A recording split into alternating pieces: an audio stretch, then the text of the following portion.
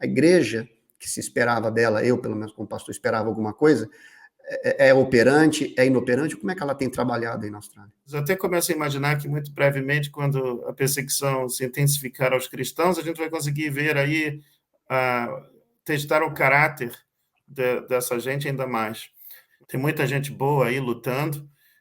Eu me comunico muito bem com alguns padres, pastores dessa igreja, da igreja católica aqui, e a minha decepção com a igreja presbiteriana, por exemplo, porque a gente tentou fazer um evento numa igreja presbiteriana, e aí eles disseram, não, isso é muito controverso.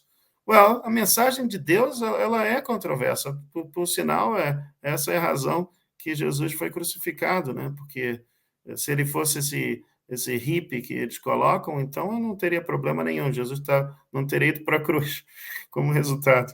Então, a mensagem da Bíblia é uma mensagem que ataca aqueles que, na verdade, servem ao inimigo.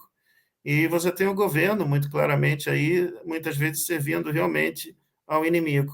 A visão teológica que a gente tem de governo é que precisa ser muito bem estudada, porque, infelizmente, a gente pegou um pouco de Lutero, até essa ideia de que os governos devem ser sempre respeitados, porque isso na verdade, os governos devem ser respeitados na medida que eles agem da maneira correta, porque a autoridade que se deve ser respeitada não é a pessoa que abusa da autoridade. Uma coisa o cargo que é ocupado que deve ser respeitado. A outra é a pessoa que, na verdade, usa desse cargo para poder fazer a maldade, para poder fazer a iniquidade. E a gente tem isso claramente na passagem no último livro da Bíblia, que é o livro do Apocalipse, quando a gente sabe muito bem que os governos vão ser usados como instrumento de opressão absoluta. Então, essa hermenêutica bíblica é que causa todo esse tipo de problema. E é uma coisa muito confortável para os pastores ficarem citando, por exemplo, o capítulo 13 do livro de Romanos, para poder justificar a sua passividade, a sua ausência de ação, que eles vão ter que, na verdade, dar uma prestação de contas a Deus.